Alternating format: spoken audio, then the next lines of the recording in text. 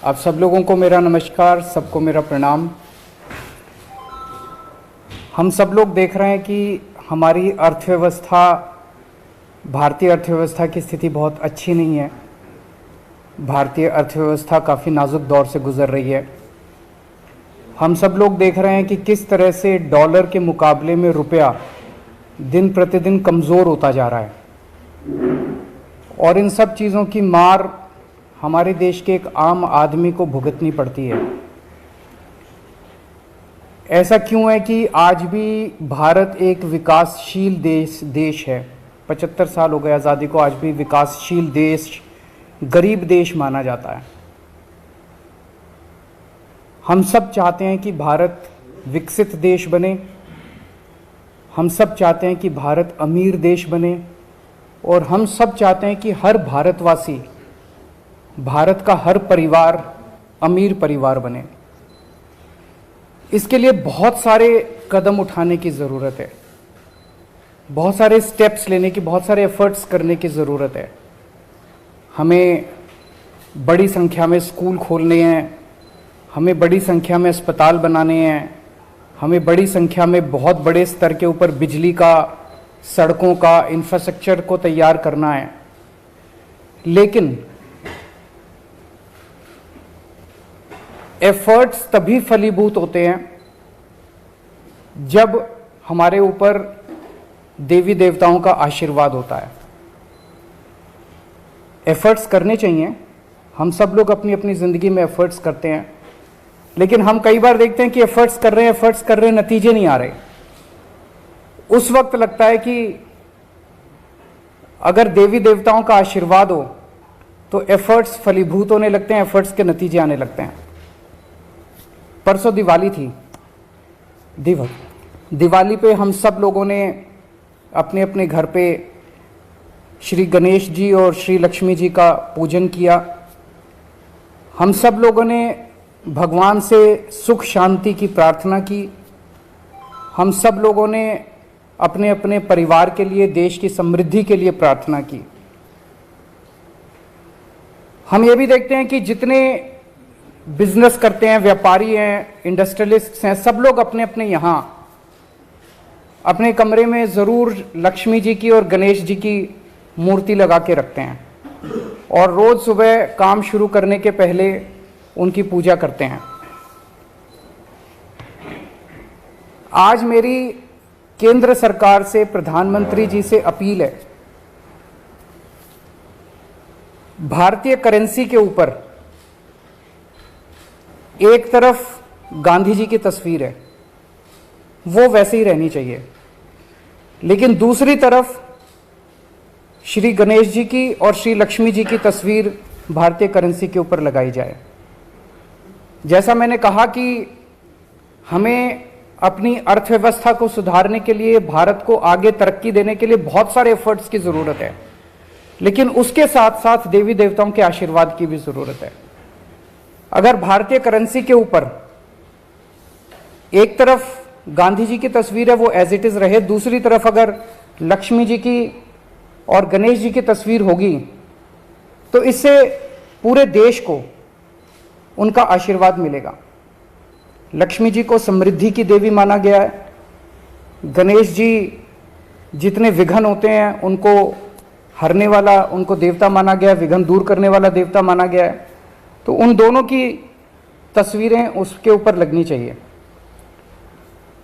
हम ये नहीं कह रहे कि सारे नोट बदले जाएं, लेकिन जितने फ्रेश नोट्स छपते हैं, अभी जो नोट्स हैं वो एज इट इज रहें, लेकिन जो हर महीने फ्रेश नोट छपते हैं, वो फ्रेश नोट्स के ऊपर ये शुरुआत की जा सकती है और धीरे धीरे करते करते सर्कुलेशन में काफ़ी मात्रा में ये वाले नए नोट आ जाएंगे।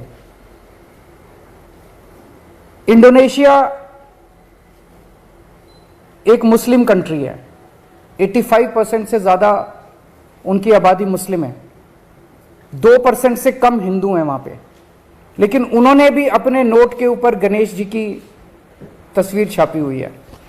तो मैं समझता हूँ कि ये एक बहुत अहम कदम है जो कि केंद्र सरकार को उठाना चाहिए आज मैं आप सब लोगों के माध्यम से, मीडिया के माध्यम से, इस देश के 130 करोड़ लोगों की तरफ से केंद्र सरकार से और माननीय प्रधानमंत्री जी से अपील करता हूं कि भारतीय करेंसी के ऊपर लक्ष्मी जी की और गणेश जी की तस्वीर लगाई जाए। अगर इस पे कोई प्रश्न है आपके तो।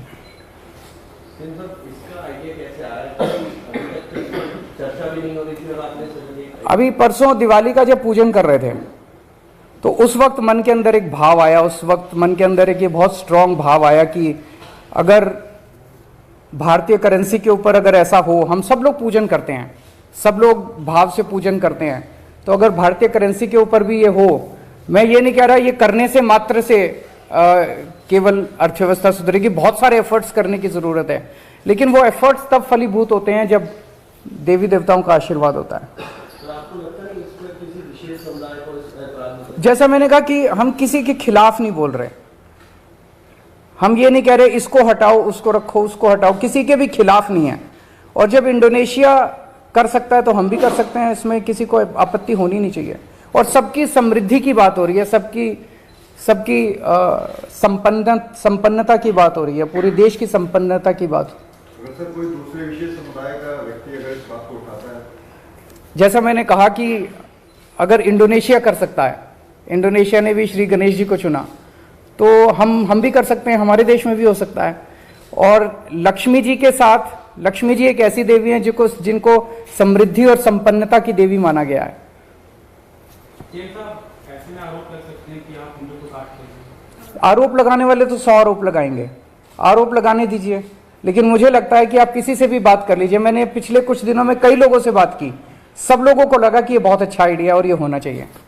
सर, एक तरफ आपकी ये अपील है प्रधानमंत्री नरेंद्र मोदी से, क्या कोई प्रस्ताव उन्होंने भेजी किस तरीके से? मैं कल परसों में उनको एक चिट्ठी लिखूंगा, कल या परसों, और उस चिट्ठी के माध्यम से भी मैं उनसे अपील करूंगा। सर, दिल्ली में नगर निगम के चुनाव भी अब कभी भी घोषित हो सकते हैं, इसको लेकर पार्टी क्या तैयारी है? हम पूरी तरह से तैयार हैं और इन लोगों ने जितने भी एफर्ट्स किए चुनाव टालने के, गलत तरीके से इन्होंने डिलिमिटेशन किया, बता रहे हैं इस तरह से कर दिया कि बीजेपी का एरिया एक साथ कर दिया, दूसरे वोट एक साथ कर दिया, जो मर्जी कर लेंगे, लेकिन दिल्ली की जनता इनको नकारने वाली है। गुजरात में इलेक्शन अनाउंस होने वाले हैं, माना जा रहा है कि साथ ही में होंगे, ऐसे लग रहा है कि अटेंशन डाइवर्ट ना हो जाए आम आदमी पार्टी पे, रिस्क लग रहा है। ये लोग बहुत सारी कोशिशें करेंगे, जो भी असुरी शक्तियां होती हैं वो सच को दबाने के लिए, ईमानदारी को दबाने के लिए पूरी कोशिश करती हैं।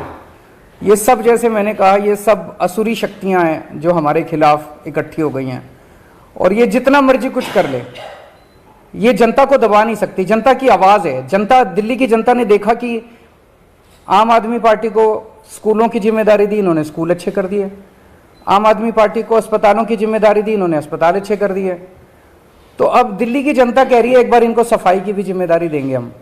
तो जनता मन बना चुकी है, ये जो मर्जी कर ले, जनता की इच्छा को नहीं दबा सकते, सच को नहीं दबा सकते, ईमानदारी को नहीं दबा सकते।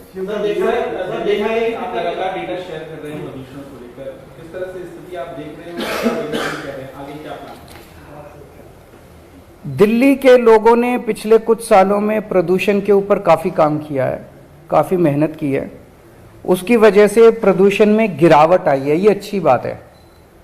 प्रदूषण बढ़ा नहीं है। अक्सर देखा गया कि जैसे जैसे विकास होता है वैसे वैसे प्रदूषण बढ़ता जाता है, ज़्यादा व्हीकल्स आते हैं सड़क पे और प्रदूषण बढ़ता है, लेकिन दिल्ली में प्रदूषण बढ़ने की बजाय कम होने लगा है। ये दिखाता है कि हमारे एफर्ट्स सही दिशा में हैं, उन एफर्ट्स में और तेज़ी करने की ज़रूरत है। जो नतीजे आए हैं वो काफ़ी उत्साहवर्धक हैं, लेकिन हम उनसे सेटिस्फाइड नहीं हैं। अभी हमें और भी बहुत आगे जाने की ज़रूरत है, और हम दिल्ली को दुनिया का सबसे क्लीन एयर वाला शहर बनाएंगे। निगम चुनाव से जुड़ा सवाल है, क्योंकि जिस तरीके से उन्होंने कहा कि हो सकता है बराबर नहीं चुनाव हो, तो ऐसे में क्या एक मनीष जी की भी लगातार हम देख रहे हैं हमलावर हो रहे हैं बीजेपी पे भी और निगम के मामले पे भी, तो क्या वो ऐसा भी हो सकता है कि जब एक तरफ आप लीड करते हैं दूसरा मनीष लीड करे पूरे चुनाव, कोई निगम का? जनता चुनाव लड़ेगी, आप देखिएगा। दिल्ली की जनता इधर चुनाव लड़ेगी और गुजरात की जनता उधर चुनाव लड़ेगी। इधर दिल्ली की जनता इनके 15 साल से के कुशासन से दुखी है, उधर गुजरात की जनता इनके 27 साल के कुशासन से दुखी है। अगर मैं आपसे पूछूं, आप इनसे पूछ लीजिएगा, ये भी पीसी करते हैं रोज, कि 15 साल के शासन में बीजेपी ने एमसीडी में एक काम करा हो इन्होंने। मैं चैलेंज करता हूं आज, एक अच्छा काम गिना दें कि हमने 15 साल में ये एक अच्छा काम करा है। एक काम। भारतीय जनता पार्टी 15 साल से दिल्ली नगर निगम में काम कर रही है, एक काम गिना दें जो इन्होंने अच्छा किया। गुजरात में 27 साल से काम कर रहे हैं, एक काम गिना दें जो इन्होंने अच्छा किया। और आम आदमी पार्टी ने 7 साल में क्या अच्छे काम किया, बाहर सड़क पे चले जाना, किसी आदमी से पूछ लेना केजरीवाल ने, कि वो आपको गिना देगा। Thank you.